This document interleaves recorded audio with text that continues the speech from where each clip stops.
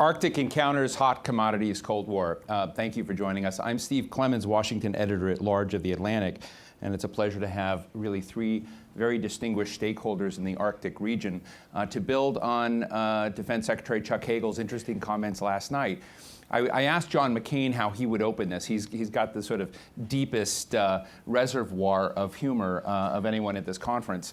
And he told me as long as I use reference chilly reception and deep freeze often, it will work. But of course, we're not here just talking about cold. We're talking about warm water problems beginning to hit your territories. You know, when the ice melts, I know there are a lot of people involved in the audience here in climate change. I just have to put up right up front, my objective is not to stop climate change. This is a jumping into the future. What happens when things warm up? What are the stakes?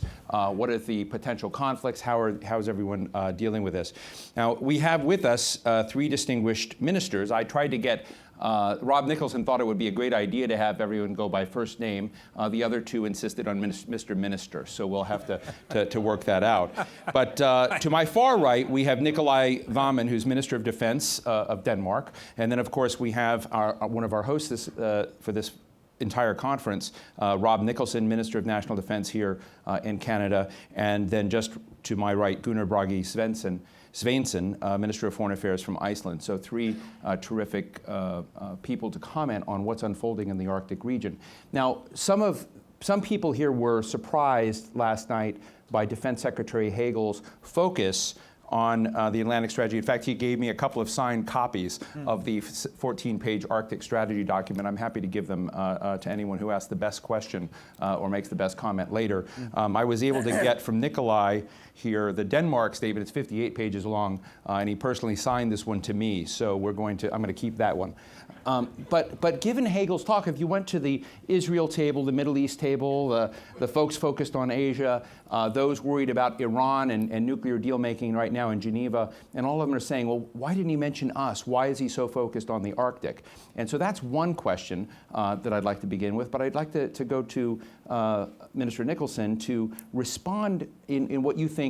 One, do you think Chuck Hagel, how would you grade his offering last night on U.S. strategy in the Arctic? And can you share with us what you think Canada's stakes in the Arctic region and strategy are? Well, first of all, the Arctic is part of the very essence of Canada, and I think that has to be understood in any discussion on Canada's north. That being said, we welcomed the Secretary's document release on the north, and certainly it's consistent with the approach that we have taken.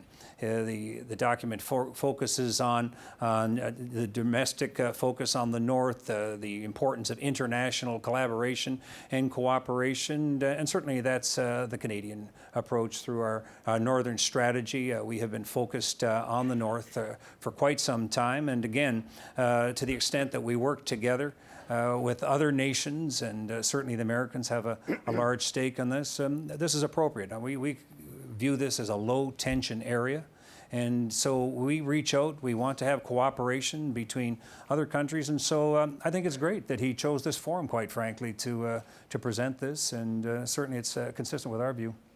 When you mentioned it as a peaceful, sort of low-tension region, you know, Chuck Hagel last night said, as President Obama has said, the Arctic region is peaceful, stable, and free of conflict.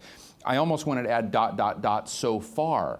I mean, isn't the reason that we're having this discussion today the prospect that given mineral rights possibilities, given so many nations basically saying that they have a stake in what's unfolding there, that the opportunities for conflict are serious? Again, I wouldn't overstate it. I think things are working well. I mean, we're part of the Arctic Council. We're chairing that. The United States will become chair after we step down in another couple of years. And we work together with the other nations in the Arctic, and we discuss things that we're in, a basis upon which we can cooperate, the environment, the development of the North. Even in direct answer answer to your question with respect to the military. I see our Chief of Defense here, Chief of Defense General Lawson. He chairs a group of chiefs of defense who get together in that area just to discuss, to make sure that there's open dialogue. I mean, this is what it's all about, and I think this is a success story, quite frankly, and we have in place the tools to make sure that that continues. Mr. Minister? Nikolai, there are three. How did you read? Were you here when Chuck Hagel spoke? Sure. And did you find this sort of a welcome thing that the United States Department of Defense was issuing its first strategy, or did you look at it as aggressive? Certainly, I welcome the speech by Secretary Hagel yesterday. I also had the opportunity to meet with him previously. And there's no doubt in my mind that what was presented yesterday emphasized the importance of the Arctic area, but also that it made it absolutely clear that the approach of the United States, as would be the approach of the rest of the members of the Arctic Council, would be to secure that this is a peaceful and prosperous area and that it remains so, and that the basic message would be cooperation, not conflict. And therefore, seen from a Danish point of view, we would like to say that, yes, this may be a hot topic, but we should keep cool. And that was also what I heard from Secretary Hagel last night. Well, isn't that a kind of a cop-out on the topic, though, in the sense that yes, everyone wants, a peaceful, constructive engagement in the region, but we don't have with us today, regrettably, the Russian defense minister, the Chinese defense minister, and the Chinese have, the Rear Admiral in China has come out and said there is no sovereignty in that region, that the Arctic belongs to the world, to the people of the world. And which was perceived by many countries as a rather aggressive statement, that others in China have been repeating this admiral's comment as a way for China to claim greater stakes than some other nations think they have. So I don't mean to push you guys beyond, to be less. I know you're ministers of defense and you're all about peace building, but to be fair enough,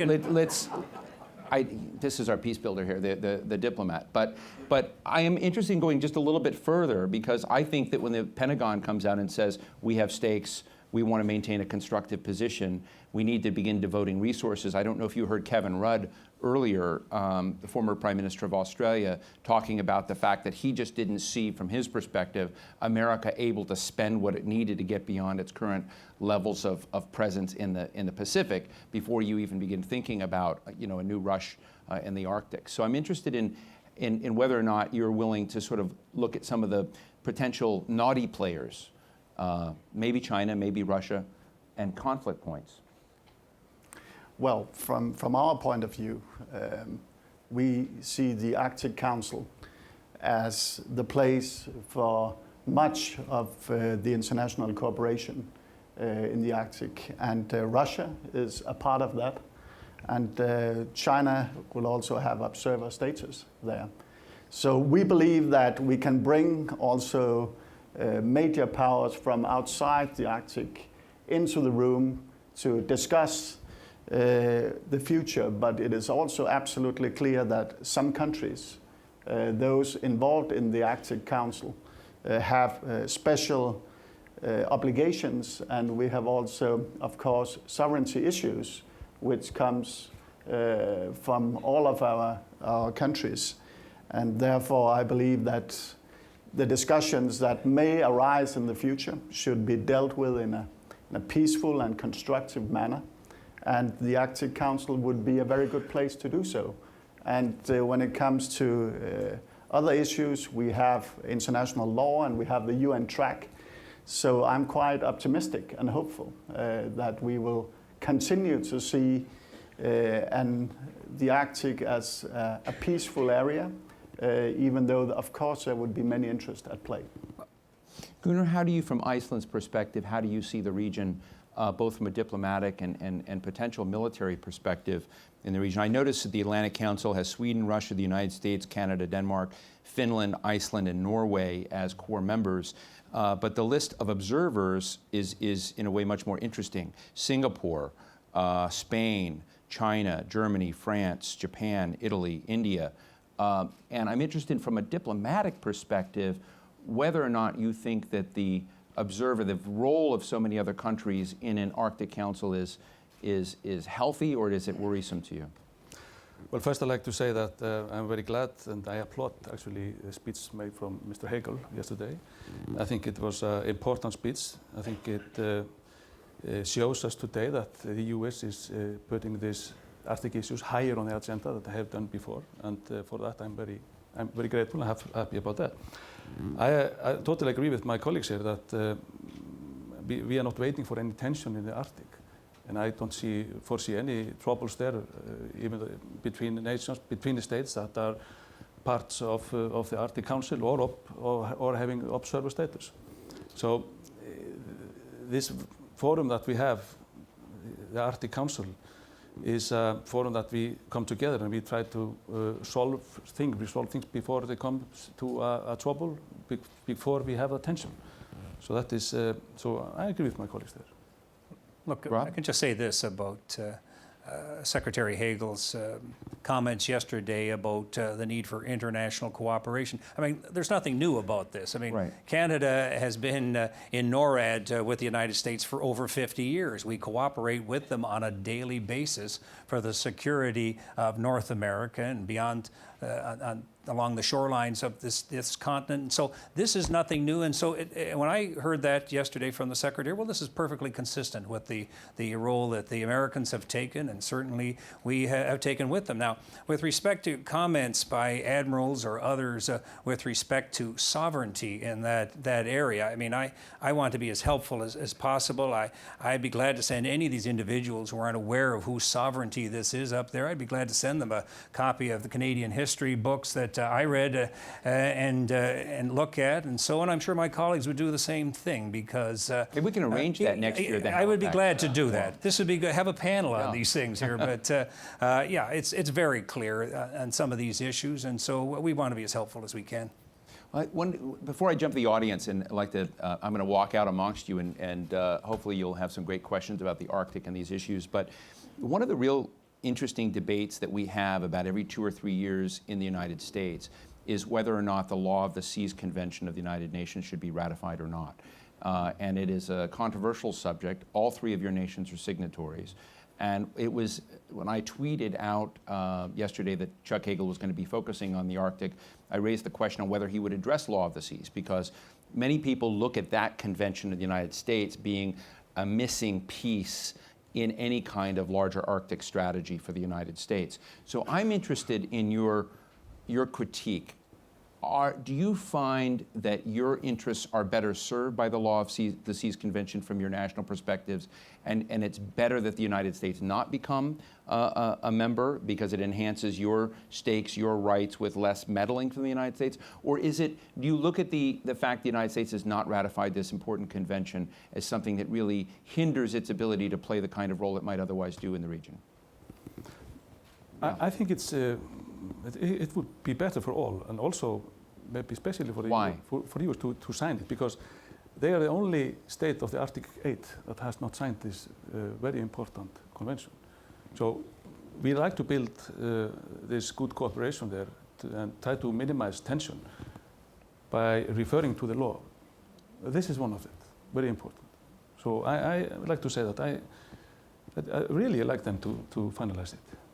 They should do that. Nikolai? As you said, Secretary Hagel was here yesterday.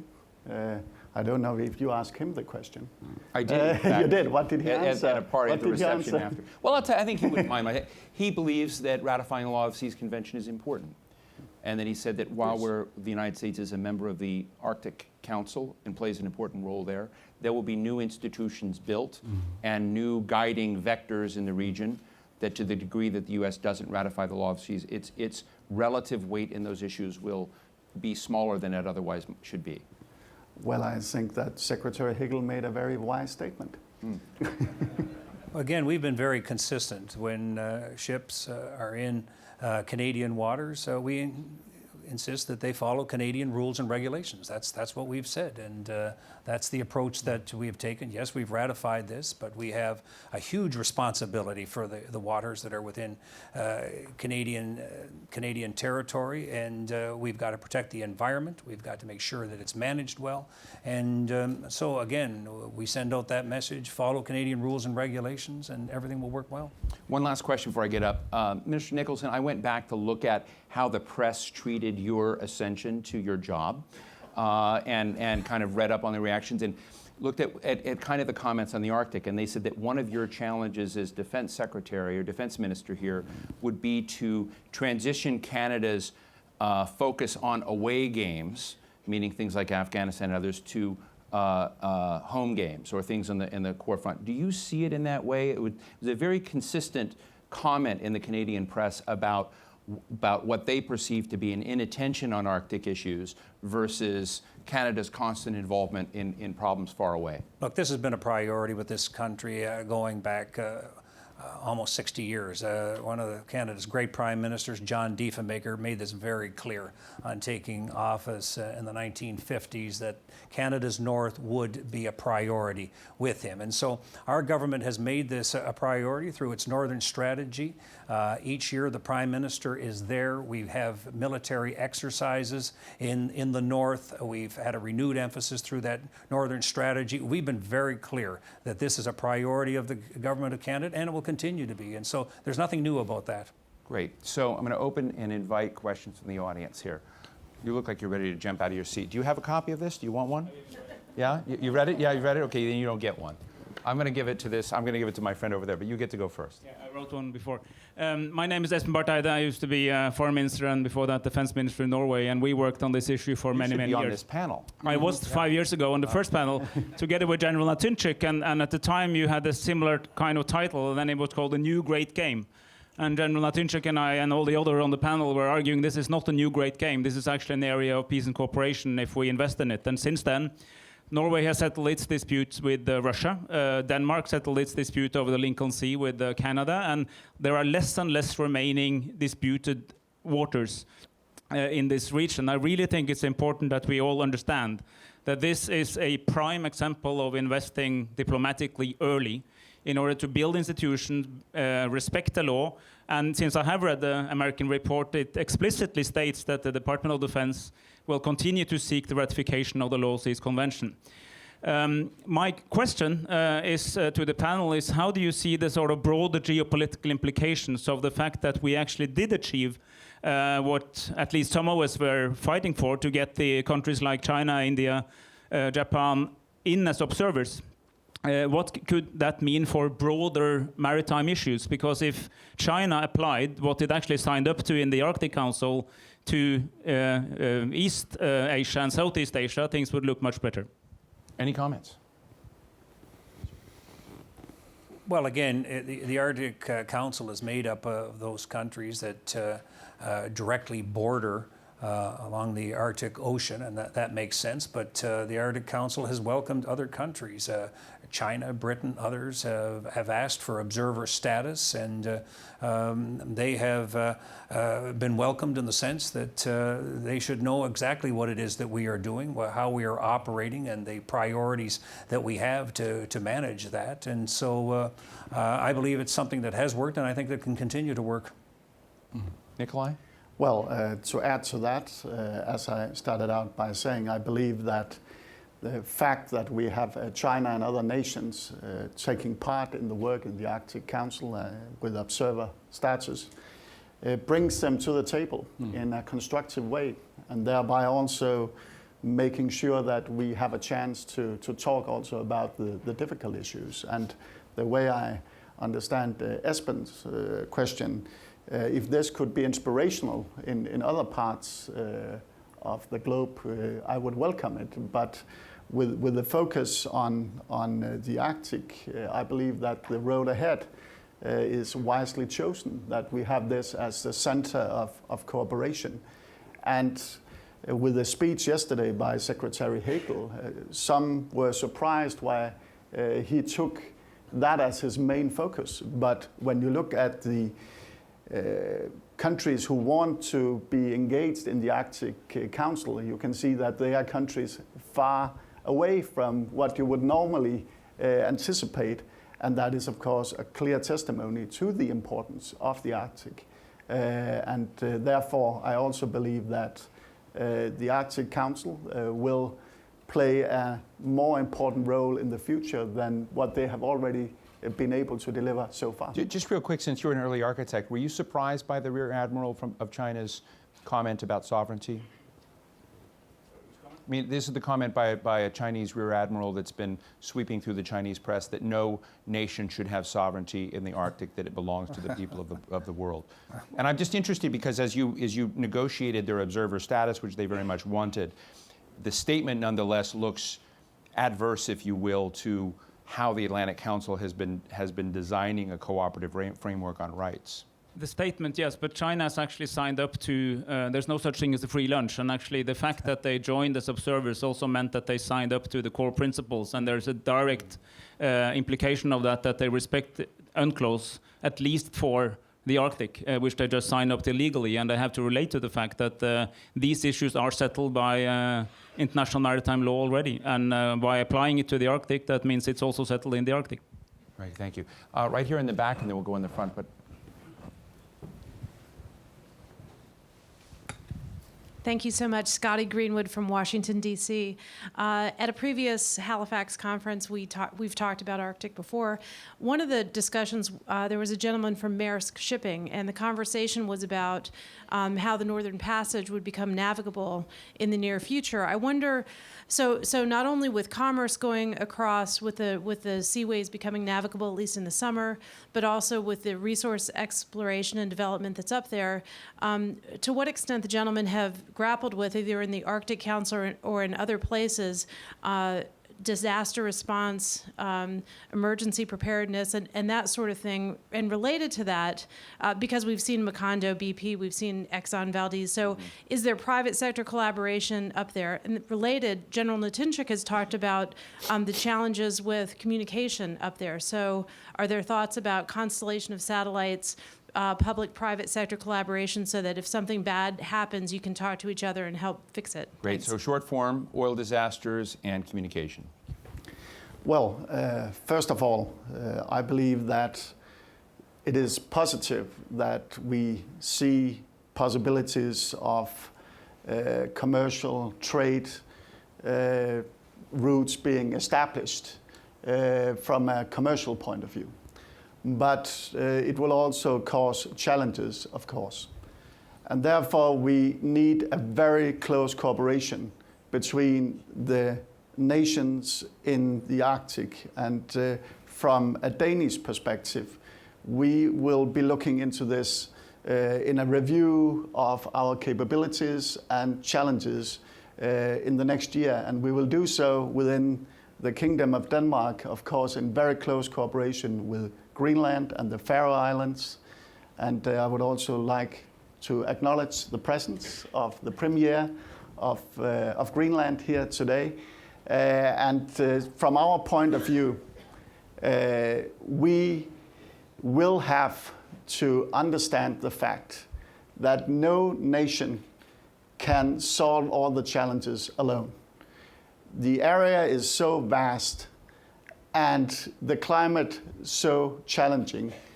So when it comes to an oil spill or a cruise ship in trouble, we will need to work together, all of us. And therefore, present arrangements are taking us some part of the way. But I would imagine that both Canada and Iceland and Greenland and the Faroe Islands and Denmark and other countries involved will have a keen interest in closer cooperation on these issues. Because the more ships we will see in the future, the larger the degree of risk that something could happen. And we have to understand that and also act in accordance with that. Before the Prime Minister jumps in, I want to just ask perhaps a naive question, but when you talk about the vastness of the issues and the potential catastrophes that could occur that you just raised, you have a kind of a public goods security problem. And I think even with Chuck Hagel's commitment or Canada's commitment, is within your role within the Arctic Council, are you imagining such contingencies? I know it's 4,000 miles shorter between Shanghai and Hamburg, and so there's going to be an economic impulse that's going to drive a lot of shipping to try and take that route, perhaps when it is not, in the best conditions, et cetera. And so how do you begin divvying up the public goods challenge of providing transportation dependability? Well, that's what the Arctic Council is all about. It's not a military-driven organization. It's an economic and environmental organization that is examining the different issues that are developing. And we're getting ahead of the game, quite frankly. I mean, we know there's going to be increased economic activity. We know that the weather is changing, that there's less ice, and that the waters are opening up. And this is why we're on top of this issue here. And Canada, for its part, has offshore icebreakers under contract. Offshore patrol vessels are going to be built right here in Halifax. This is a recognition that we're going to have that capability. And the Nunuk exercises that we have in the north are, again, exercises in international cooperation for the possibility of a disaster, or of emergency relief, search and rescue. All of these are the issues, and this is why I'm very pleased. Anytime I see any of our colleagues in that area put greater focus on this, this is what we have to have. This is what the future is going to demand. Great. Like Hammond, I should mention that you'll be speaking tomorrow morning at 9 a.m., right? Yeah, so and that will be open as well to everyone. Yes, thanks. As we all are knowing, the Arctic is changing rapidly, and that means also that the world's view towards Arctic changed as well. And this not only because due to climate change it gives us some problems and issues, but that's also because that is bringing new options with it to the international world.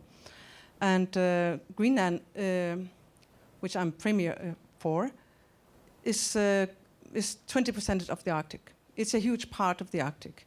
And I think that the challenges we are facing already now is not only due to the more shipping coming, but that's also what the climate change is bringing along.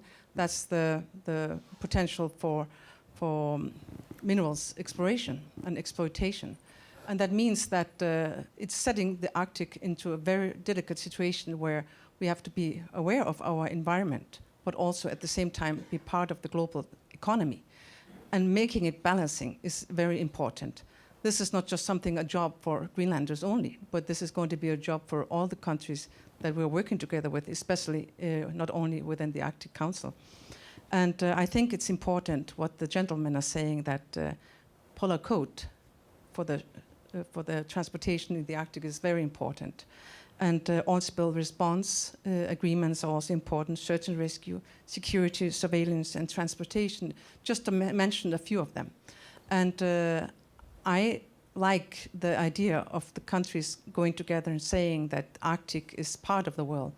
But also at the same time, it's important that if we all are to get the best Arctic policy, then having it together with the Arctic people is the best policy you can have for the world, because they have their own parliaments and governments, and we have much to contribute because we live there. And are you feeling there's a deficit in that right now? I think we're on the right direction, because everybody's acknowledging that we have to work together.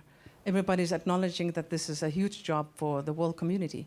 But that means also that we have to move fast, because the Arctic is changing very fast. So I'm appealing for closer cooperation within all fields, as this gentleman already mentioned. Great, thank you very much. We look forward to your comments tomorrow morning. Let's go up here to this far corner here, this gentleman. And we'll get all around, I promise. Thank you. My name is Paul Dewar, Member of Parliament for the official opposition. I keep an eye on Rob and his colleagues. How's that going? Great. But I'm also the Vice Chair of the Foreign Affairs Committee, and last spring we released an all-party report on the Arctic, and it's part of what's influenced, hopefully, the thinking of government. But I wanted to come back to the issue of joint management, and we have disputes. We have disputes about a rock that the Danes and we kind of argue about. It's not a big issue. There is, of course, your country, the United States, recognizing the Northwest Passage, and these are all things we can work on. But one area, and was just touched on, that we have to get on, is the polar code, because we are seeing more activity, and we are going to see resource activity, and we're going to see a lot of it happening. They're already charting this out. I mean, we're coming to the game late. And so the question is, from all of my colleagues, including my friend in our government, is that what resources are we putting in, and what kind of timelines do we have to make sure we have these codes on shipping and emergency preparedness, particularly for oil spills? And just want to underline the real importance of having the First Peoples who are the reason why we have in our country sovereignty of the North. Thank you. Gunnar, let me start with you in that. Where are we on the kind of the specification, the benchmarking of codes that Rob just said we're getting ahead of this now? I thought he made a very compelling statement, but where are we in really anticipating the variety of things out there that may have been unexpected 5 years ago? I mean, I would have loved to have had you on the panel. It'd be interesting to look at what you didn't think about. You know, what was the critique? What things did you leave out? But as you're looking at, how do you feel the benchmarking is going, particularly when it comes to disasters of the sort the members mentioned? Well, I think the idea of the polar code is quite good, but existing international conventions and organizations provide us a sufficient international structure, I think. So I don't think we need a special convention for the Arctic. We have to use that we have today. But this idea about this polar code is quite good, I think. Thoughts, Rob? Well, again, this is part of the exercises that take place every year now in the Arctic, the Nanook 13, Nanook 14. And what this operation is a coordination of different parts of the armed forces, the Coast Guard, land and sea resources, and they all come together every year, and they have simulations and test out either equipment, possible emergencies, because this is exactly what we have to do. I agree. This is going to become of increasing concern with the increase in activity. And so again, we're moving forward. We have a scientific research station. We're moving forward, a deep port that we are going to build in the north. I mentioned the Icebreakers, offshore patrol ships. These are all part of it and our efforts to manage this in a responsible way. And so, but Canada's efforts is just one part of it. We cooperate with our colleagues, the simulations that take place, and to ensure that we are properly ready for either a search and rescue or emergency, a disaster of any type up there. We are moving in that direction, and just so that we will be prepared. Nikolai? Well, from the Danish perspective, we are working to reach an agreement on the Polar Code. We believe it will be an important step towards making sure that we protect the environment, that we also have the best ability to conduct search and rescue missions. And therefore, from our position, we would like to see the Polar Code in place sooner rather than later. And therefore, we would also keep on working hard to get to that point. I'm going to be to you next, but right up here first. Yeah. And then I'll come back to you. I'm Steve Flynn, Director of the Center for Resilience Studies at Northeastern University in Boston. One player that I think is going to increasingly rear its head in the region are nonprofits with various interests in the public goods that are involved in the Arctic. And to what extent can we get out in front to make sure that they're incorporated, or are they being incorporated into the governance sets of issues and managing some of these challenges? Let me give that to Rob. I mean, I know a lot of these NGOs are actually part of the Arctic Council process, but perhaps you could specify how. Well, again, they are. I mean, as with all of these initiatives, we're always looking for input from non-governmental organizations, because many times these groups have the expertise as to exactly what's necessary and what will be required. And so, yes, the Arctic Council and its focus is in terms of reaching out and making sure that that kind of expertise is part of it. I mean, and a huge part of what we are doing, for instance, in Canada, is working with the people who live in Canada's north, making sure they are a part of what's taking place, that we're working for their best economic benefits and working for the number of the governance issues to make sure that they are heard, that they're properly a part of it. They are the ones who are the experts, quite frankly, in that part of the world. And so we have been reaching out to them. Our Rangers program, for instance, that employs thousands of individuals in Canada's north to be a part of our security operations and to be there to head off either emergencies, disasters, to help us with search and rescue. This is all part of what we have to do. So it has to be one complete package, and this is what we're all striving. And I know it's not just Canada that views. Let me ask you guys an unfair question before I jump to this, and just real short answers. And I want to ask the Prime Minister Hammond to comment. Are you guys looking forward to the ice melting? Are you looking forward to warm water problems? I mean, is it because I know a lot of the world is not looking forward to that, and there are representatives of that in the room. But are you guys looking? Because just to build on Steve's comment, there are stakes out there. There's money to be made. There are 4,000 miles less on every trip to Hamburg. There's a lot of possibility that comes from the change we're seeing. And I'm just wondering, do you look at it as a really good thing for Greenland? I would say that climate change to Greenland has not only been bad. It has brought a lot of good with it. That's because ice retrieving, ice disappearing and snow disappearing makes our mountains accessible. And our mountains are of great geological, economic interest. And this has given Greenland a new opportunity also to get prosperity out of it. And also since we have got self-government in 2009, and it has given the people of Greenland a new opportunity for changing its own course. And I would like to come up with a correction to Mr. Warman. He was talking about Arctic Council and Denmark. Arctic Council within is Kingdom of Denmark with all three equal parts, Faroe Islands and Greenland and Denmark. Got that. Good that this is thawing, that we're going to getting warm water problems or warm water opportunities? First of all, I certainly agree with the Premier that the Arctic Council is a kingdom of Denmark, and I have used that phrase also today. If I missed it once, I certainly apologize for that. That was not my intention. Actually, as I also said in one of my previous statements here, we, in the review of what will happen in the Arctic from a Danish perspective, have a very close cooperation between Greenland, the Faroe Islands, and Denmark. When it comes to climate change, in general, I and the Danish government are very concerned about what will happen with climate change. We do not see this in general as something positive. We see this as a tremendous challenge that we have to face as humanity and as the globe. With that said, I respect what the Premier said about that this also have opportunities coming with it for Greenland. But if you ask me, would I rather see a situation where we do not have climate change? Absolutely, yes. I mean, if we had the Russian defense minister here, he would say, can't wait, right? Well, I'm not the Russian defense minister. Perhaps I'm being unfair. Yeah, that'll be for next year's panel, but I'm not sure. That being said, it is a fact of life that you called it climate change problems. I mean, that in and of itself indicates the challenges that we're going to have.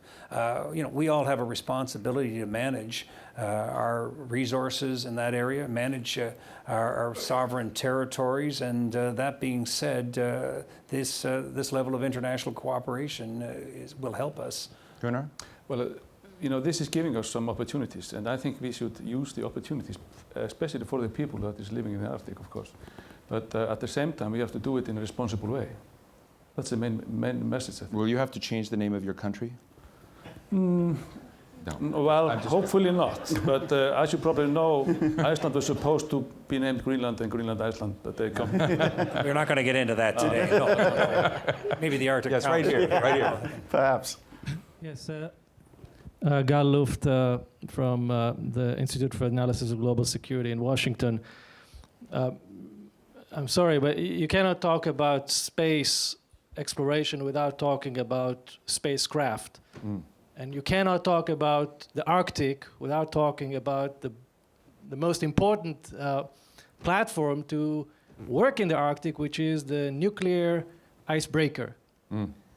Now, with all due respect to all 5 ministers that we heard over the past 2 days, they don't have one nuclear icebreaker. In fact, there's only one country that has a fleet of nuclear icebreakers, and that is Russia. And they're planning floating Russian nuclear power plants. Yes, and they also announced earlier this month, that the construction of the world's largest ever nuclear icebreaker, $1.5 billion. And that icebreaker will be ready, starting to be built now, will be ready in 2017. So you're making the point that Russia's way ahead of everyone else. I'm making the point that all of us are talking and the Russians are walking. Yes, okay. And they are the ones that are willing to put the money where their mouth is, and they are the ones that will have, the only ones that will have the tools to exercise sovereignty in the region. And that should be worrying to all of us, just in case our plans for Arctic kumbaya doesn't pan out. Yeah, fascinating comment. Yeah, so this Arctic kumbaya, that's a great way to get at my point. Aren't there some points of tension out there? You know, I did have an opportunity to hear from Russia, both Russian Defense Ministry and Foreign Ministry officials, their plans, very, very sophisticated plans for the Arctic region, which are staggering in detail. And the sense that they have of how consequential this is something that I found to be missing in the 14-page Department of Defense report that Chuck Hagel distributed last night. And so I think it's important to ask, one, how do you guys look at Russia in this? Are you all not walking, or just walking the walk and not walking, but just talking? Nikolai, this is one for you. Well, first of all, I can say that I can confirm that the Kingdom of Denmark has no plans to have a nuclear icebreaker. However, we have plans to increase our capabilities also when it comes to naval expertise and helicopters. But the way I see Russia in this, I mentioned it also earlier, as an integrated part of the Arctic Council, and we will bring different capabilities to the table from different countries. What is very important, though, is that we do this in a way of cooperation and in a spirit of cooperation. And therefore, I do not see it as a problem that we do not all have the same capabilities. What I see it as is a challenge where we need to cooperate closer than we have done before.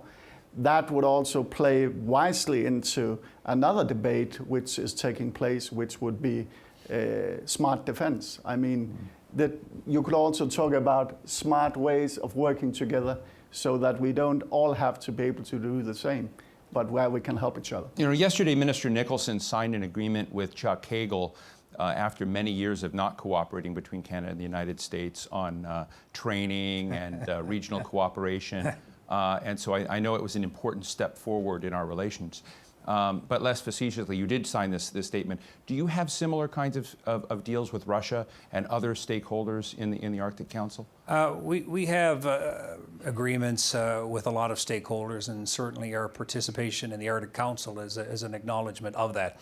The agreement the arrangement that was signed with the United States yesterday really is an acknowledgement of the cooperation that already exists between our two countries. That being said, we're putting our money where our mouth is. I mean, I indicated already that we will be building a polar icebreaker on Canada's west coast. It'll be named after Canada's Prime Minister John Diefenbaker. We're building offshore patrol vessels right here in Halifax. They're on schedule to be built here. And again, this will all contribute to our ability to manage our part of the Arctic. And I'm very pleased about that and have been very supportive of it. Terrific. Let me go right here. They'll eventually turn it on, yeah. This microphone, please turn it on. Go ahead.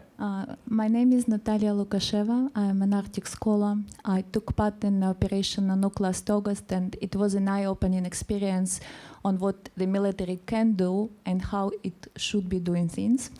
My question is simple. How do you see the future of the military in the Arctic, or the role of the military in the Arctic, given vast distances, low density of population, and the fact that the military could be the key player in search and rescue, environmental disasters, and many other things? Would it shift your mandate or stretch your jurisdiction, given that all countries have national interests, but you cooperate at some level? Thanks. Thank you. Gunnar? Well, I see, the role of some militaries, Canadians, Danish. We don't have a military in Iceland, as a search and rescue operator. I don't foresee any military operations there either. It is very important for us to recognize and to admit that in some cases we need to have strong capabilities, and often it is the military who have these capabilities. I'm glad that Espen from Norway is here in this room, because I visited Bodø where Norway is running their search and rescue operation from. That was very, very enlightening for me to see that. And I saw that the military has a big and very important capabilities to work in the Arctic. Well, just thank you for that question. And the Nanook 13, I believe that was the one that you were a part of, or you're an observer. You would see that for Canada's part, we had members of Canada's Army, Navy, and Air Force all participated over a number of weeks in exercises that do a number of things. Of course, they reassert our sovereignty in that area, but on a practical level as well, they are also preparing for the necessity of search and rescue, emergency response teams. And again, I talked a little bit about the Rangers program, which is another way of integrating into our military the individuals who have a stake in the future of that area, and because we need their help. And so it's an integrated process, but it's one that we're absolutely committed to, and it's one that we will have each year. I don't want to speak for the U.S. government ever, but Secretary Hagel, in his comments last night, made that a very key part of his comments. And I think if you do read the report that they put out, he talked about the forces in Alaska and actually beginning to fine-tune, working with other governments in the process of looking at exactly that role and mission of deepening and fine-tuning that capacity on the U.S. military side. Let me jump to Christoph. I'll come back to you in just a second. Christoph? Yeah, Christoph von Marschall from Berlin, Germany. Steve has been trying really hard to make this discussion about possible conflict, threats, and so on. And I learned that thing from Joe Joffe. I'm really surprised that within those 4 to 5 minutes we are talking, not even once NATO has been mentioned. Isn't that a sort of reassurance or insurance in case? Because the Arctic, that's mainly NATO plus Russia. Of course, only a part of NATO, and you don't need all the other countries at the table. But isn't that maybe one also of the answers? Where come NATO into play here? Again, there's already the chiefs of defense of the Arctic nations are very involved with that. They meet on a regular basis, and they discuss those. I mean, the Arctic, it's an area of low military tension, and the Arctic Council itself is focused on the environmental, economic issues that area, and so we don't go looking for problems where there are none. Nikolai? Well, to add to that, I mean, also to come back to the previous question, the role of the defense would be, of course, to maintain the sovereignty of our individual countries. But we would certainly see them more so in the future in combined search and rescue missions. I mean, as I said previously, the area is so great and the weather can be so hostile that no nation can cover all of the Arctic area by its own, which would make it more necessary to have closer cooperation in the future with the challenges we have talked about today.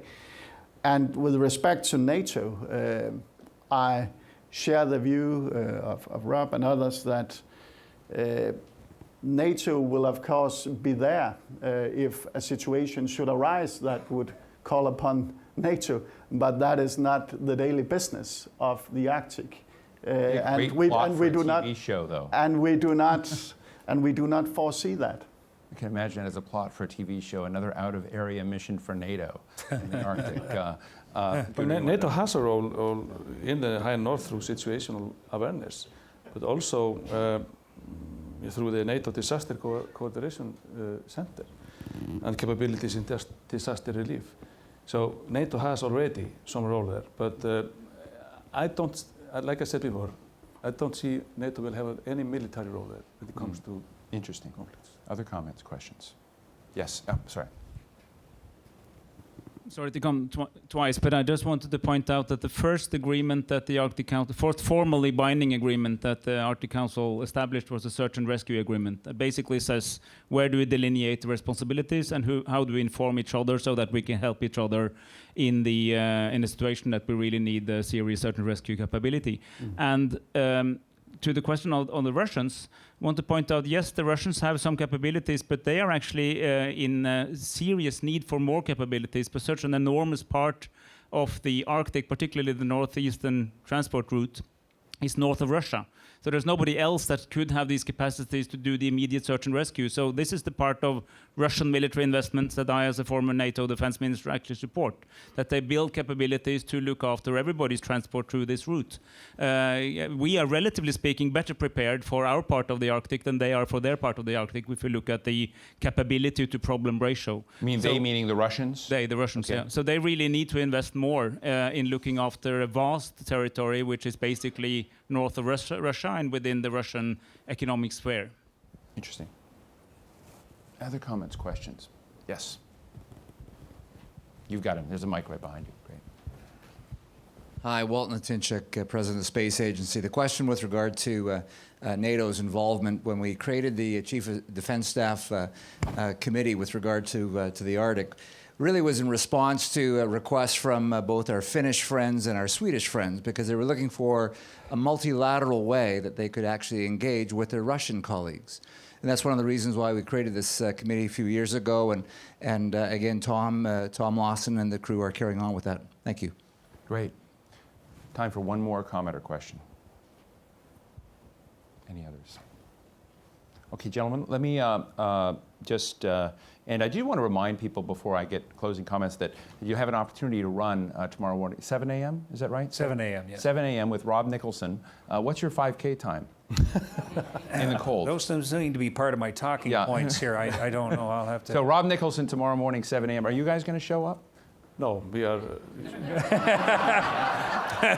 We are speeding up our, You can be there, right, Nikolai? Yeah, I would love to, but I'll be in London at that time. This is what I call excuses. We are both So if Rob comes to London, he will be more than I hear there's a cold front coming in, so we'll be able to think about this issue of the Arctic tomorrow morning. But just in closing, just to think about this broad question of scrambling, I do think that there's this interesting tension. It's so clear to me that your comment about trying to sort of front load the diplomatic, bridge building, institution building, try to envision all the problems that come up and get a kind of cooperative platform is there. But when you look at that tip of Greenland, here I've been reading about a tip of Greenland with extraordinary potential oil and energy and gas resources that everyone's sort of looking at as for potential development. You look at what Russia, it's both its capacity and investment, but the sophistication and seriousness with which it has pursued what it has. I was interested that Chuck Hagel also made his time here and made the Arctic the focus of his time here and is setting forth a strategy. It doesn't feel to me as if something where this is all just a cooperative structure, that nations are getting more serious, even the United States, because of the sense of consequence. And whenever there's a sense of consequence, there are differences in vision. And so just in closing, I'd like you to convince me that there really is not a great race, or to tell me there is, in fact, a great race underway and you don't want to admit it. Nikolai?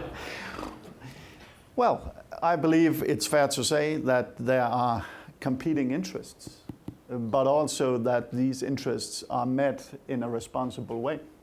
And that is the Arctic Council, which will be the wheel for that in the future. And I believe we have seen, not only on the panel and also with other contributors here today, but there's a real understanding of the opportunities, but also of the challenges, but with the common statement that we want to do this in a peaceful way, and we do not want to create conflicts. There are enough conflicts on this planet. We do not need one more. And therefore, I believe this will be dealt with in a responsible way, and we have shown capability to do so far, and I see no reason why we should not be able to continue on that path. Thank you. Rob?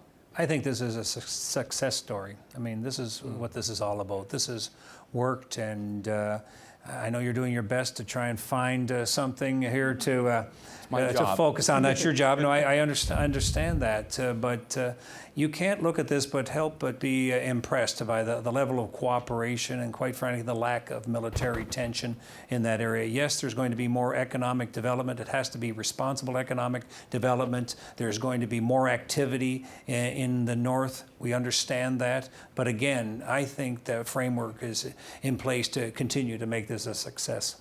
Gunnar, final comment. Well, if you talk about race for resources, we have to remind ourselves that most of them are found on land or within the economic exclusive zones of individual states. Most of the resources are there. So I agree with, I think the words that Rob Nicholson said now, that the story of the Arctic Council is a successful story. It is. So, ladies and gentlemen, please extend your hand to Gunnar Bragi Svensson of Iceland, Rob Nicholson of Canada, and Nikolai Vammen of Denmark. And again, I do want to remind you that 7 a.m. tomorrow is the run, and perhaps as importantly, 9 a.m. We will be meeting with an on-the-record forum with the Prime Minister of Greenland, Aleqa Hammond, who will be here. Thank you for joining us today, and we'll look forward to your comments tomorrow. So the meeting is adjourned. Thank you. Thanks very much. There's one thing that actually you forgot. Uh-oh. You did promise to hand out to the best questioner. Oh, I did. I gave it to the Prime Minister. Oh, you did? Okay. Yeah, this is my copy signed by Chuck. Oh, right. So yeah, this I'll sell on eBay. Okay. Listen, ladies and gentlemen, let's give a big hand to Steve for a masterful performance. Thanks very much. Okay, and that's it for the plenaries for today. You have an hour, and at 7:15, if you congregate downstairs, it will become obvious what you have to do before you go to the dinners. Thank you.